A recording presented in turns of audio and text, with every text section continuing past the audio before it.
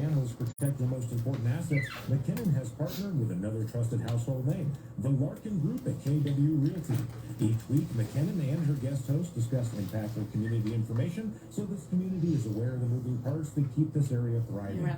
As the real estate markets and economy in general are in flux, she wants you to have the very best information possible. Thank you for listening to Wired Wednesday. Good morning, everybody. It's McKinnon Hansen. What's that? It's good morning. Your intro is still playing. Oh. Well, fine. Good morning, everybody. Headphones would solve that problem. Right, true. I should be wearing that. They're hiding. Oh, yeah, behind the laptop that I don't really need. Oh, well.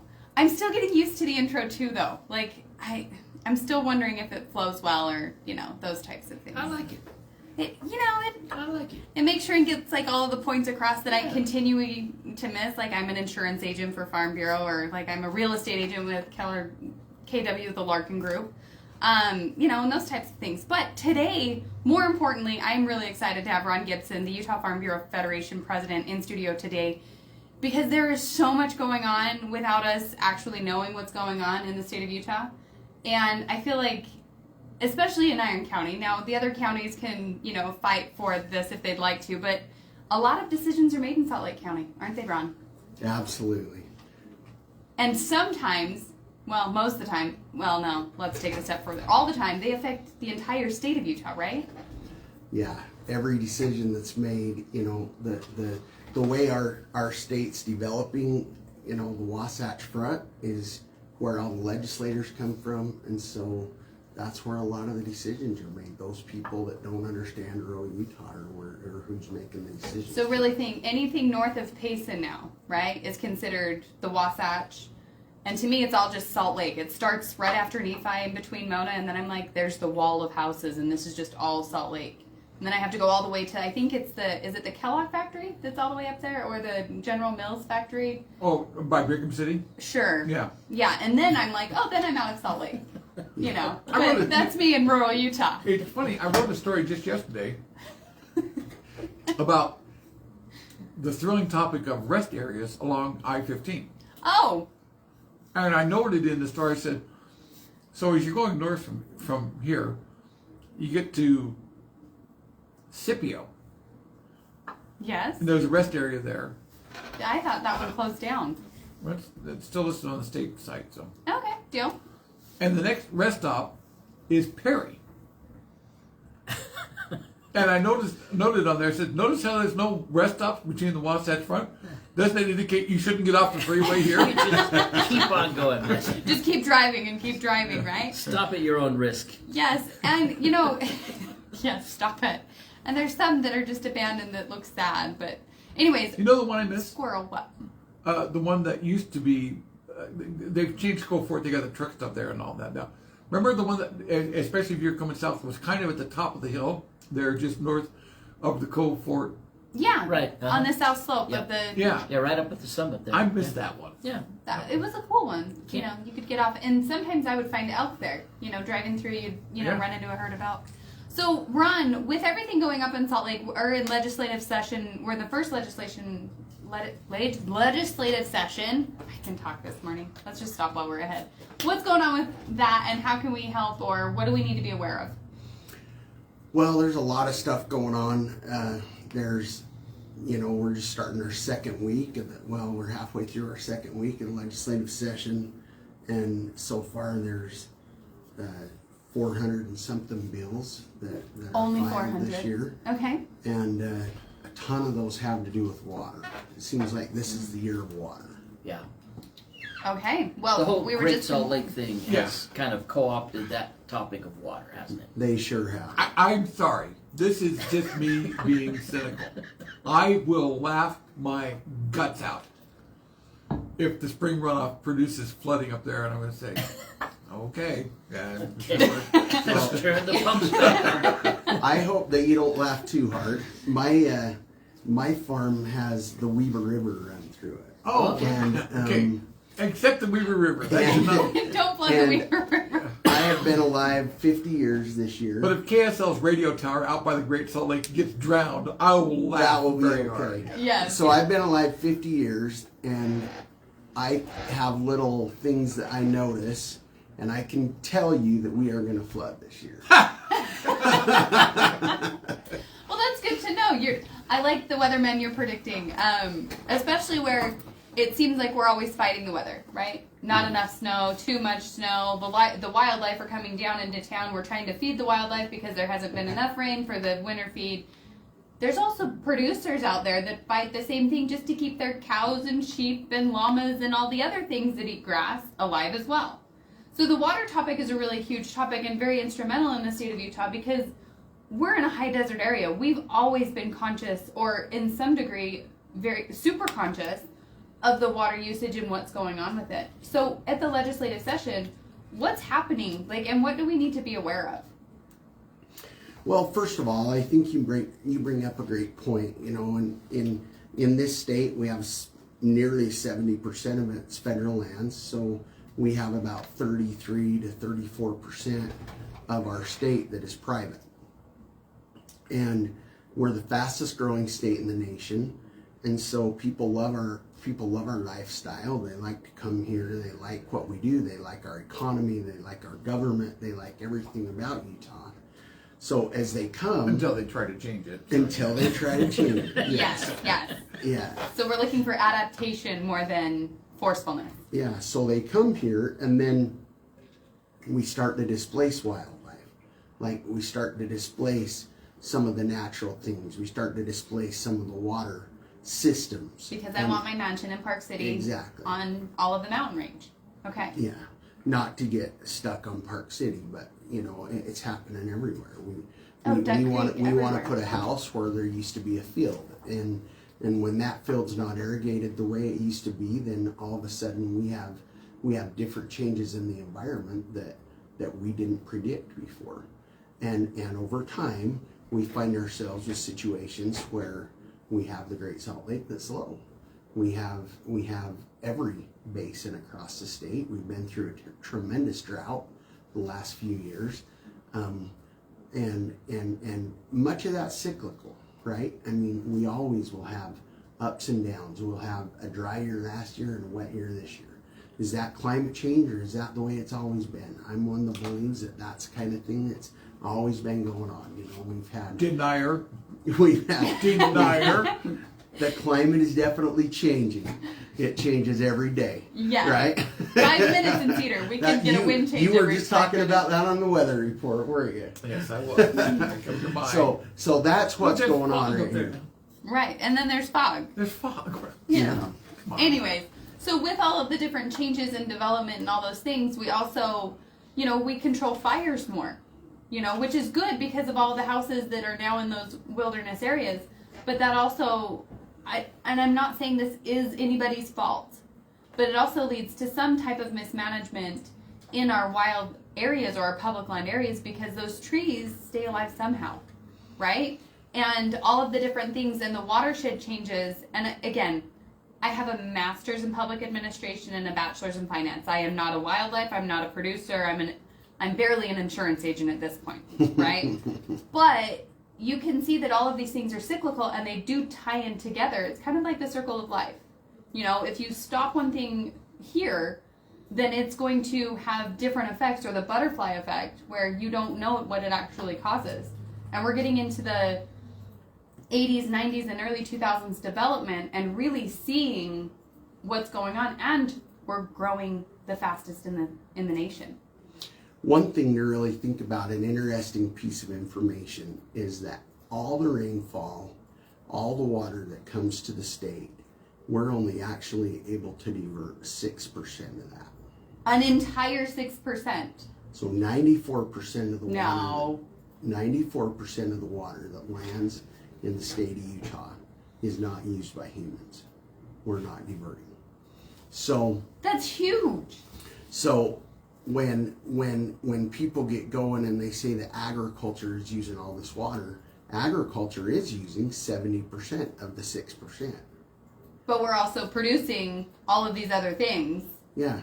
Like 200 years ago when the pioneers came here, we were using 100% Of the that 6%. And of course, there's probably way less than 6% that they were gathering then. And so, you know, agriculture has the need, and we need agriculture to be able to divert that water, to be able to use that water for food production.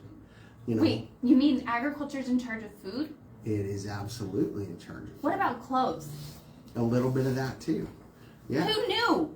The That's right. cows that are across the street from you that you whine and complain about every day are on your shelves in the grocery store? That's right. No. Sorry, I couldn't resist. I was... But what about iPhones? At some point, iPhones are a derivative of an agricultural product. Okay.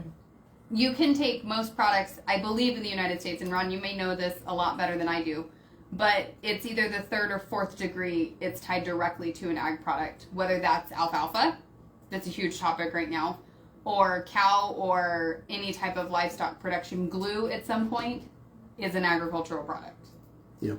So when you go in through this and everybody complains about agriculture, they're really kicking it.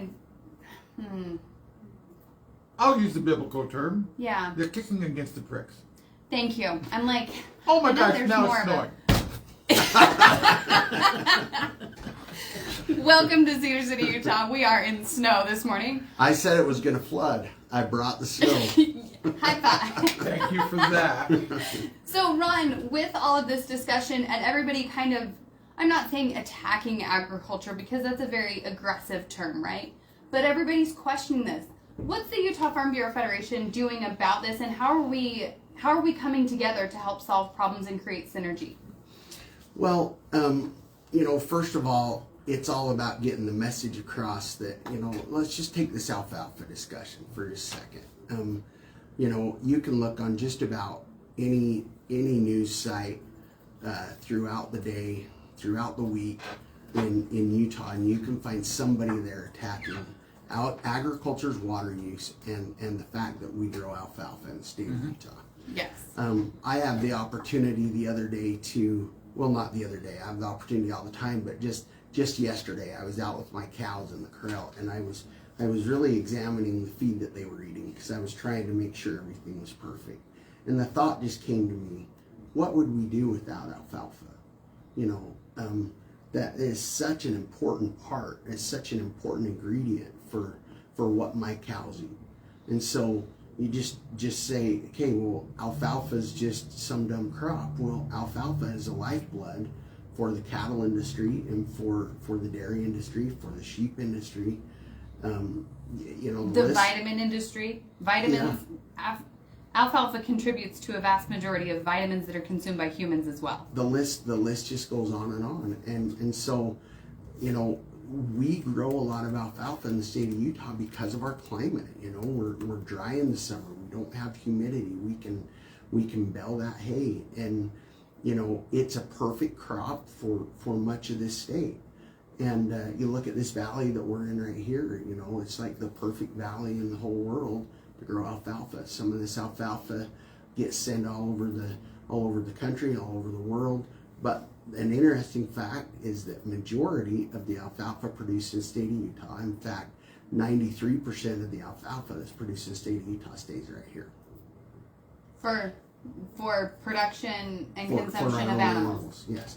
And so, you know, that just goes against all this, you know, we're just exporting our water to China and all that kind of stuff. Some of that does go into the export, yes. But remember, 93% of the alfalfa that's grown in the state of Utah stays right here.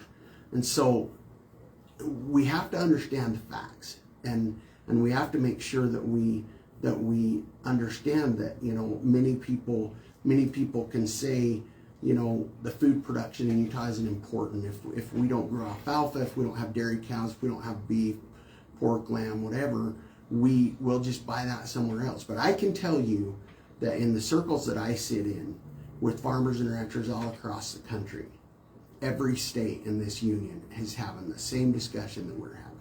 It might not be about water, but it's about how are we going to keep our agricultural producers in business, and where is the food going to come from to feed this country.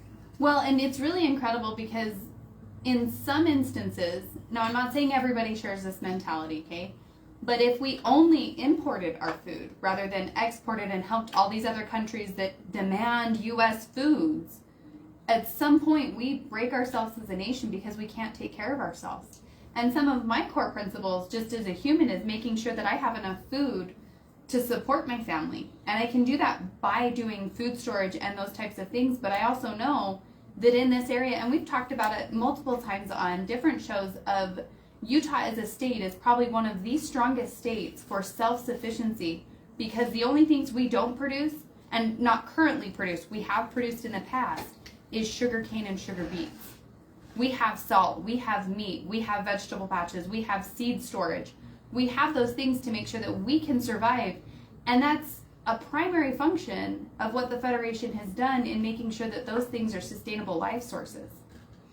You know, it's just part of this dynamic that's going on right now. And we've got to decide as a state of Utah what it is we want the future to look like. I've decided that my role as Farm Bureau president is to help our legislative bodies all throughout the state understand the consequences of the decisions they make. For example, if we reallocate the ag water in this state to other uses, we're not going to like that as farmers and ranchers. We're going to fight hard. But if that's taken away from us and we lose our industry, we're not going to be sustainable. Wow. And when you look back at what the core founding principles were of this state, what made this state great, were when the pioneers first got here in 1847, they started to build for their future, and they started to be sustainable. They didn't have ability for food and energy and other things to come from other places. And that's what makes a successful society, and that's what Utah's always had. And we got to make sure that we fight like heck to keep that from going away from us. And it's incredible too, because it goes back into that effect. You know, if I cut this, where does it go? I know that in Iron County specifically, right, and it may be across the state, each producer's operation creates at least 5 jobs in 5 different industries that help support that producer. And in turn produce those businesses. And those 5 businesses need support from other businesses, which creates a ripple effect, so to speak, of everything can be linked back to agriculture. Well, there's somewhere between a 7 and a 10 multiplier for every dollar 7 or that's 10, made in agriculture. So every dollar that runs through my dairy farm, you can times that by 10 as it goes through the community. And I can tell you that there's a lot of dollars. My dad used to say that owning a dairy is like I-80 in Wyoming in the middle of the winter. There's a lot of snow blowing through, but none of it's sticking. And that's kind of like the bank account on a dairy. You know, there's a lot of money that run through these operations, and they're creating new product, and they're creating jobs and opportunity and economy and a culture for people in the state of Utah. That's why people wanted to come here. And that's why people are continuing to come here, because we are one of the fastest growing states. Ron, I love when you come on the radio show. This is the 3rd year you've been on, and it has been a blessing every time, because we get to learn and experience what's going on in the Salt Lake Valley. Not that it's too far for any of us to drive, but kind of getting through the minutia of all the information out there. Thank you for bringing it to a point and making sure that we're kept in the know. Well, thank you. I love being here. You're great. Thank you, Ron, so much. Thank you for joining us for Wired Wednesday. And in Hanson, after 5 years helping Southern Utah families protect their most important assets, McKinnon has partnered. I need with to another get trusted him household to name. email the things. I'm sorry, he's been slammed. Each week, McKinnon and her guest host discuss impactful community information so that Good deal. is aware If we of get to just the music bed, and if you'd wear headphones, you would hear the music start, and that way you know that I'm